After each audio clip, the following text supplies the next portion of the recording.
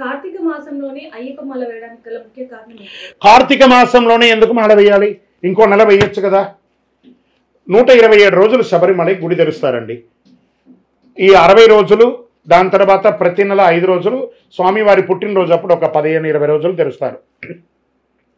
అప్పుడంతా కూడా అన్ని రకాలైనటువంటి ఋతువులు మారుతుంటుంది. కానీ ఇంకో కార్తీక మాసంలో ఈ ఋతువులో చల్లగా ఉంటుంది. ఆ చల్లటి కాలంలో చన్నీటి స్నానం చేయడం వల్ల ఆరోగ్యం బాగుంటుంది. భూమి మీద పడుకోవడం వల్ల ఆ భూమికి ఆకర్షణ శక్తి ఉంటుంది, నెగిటివ్ అంతా సక్ చేసేస్తుంది, మంచి ఆరోగ్యాన్ని ఇస్తుంది.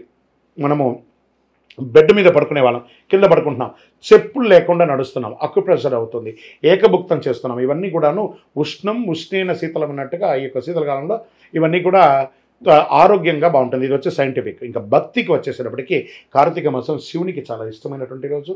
మార్గశిర మాసం అనేటప్పుడు విష్ణుకు ఇష్టమైనటువంటి రోజు.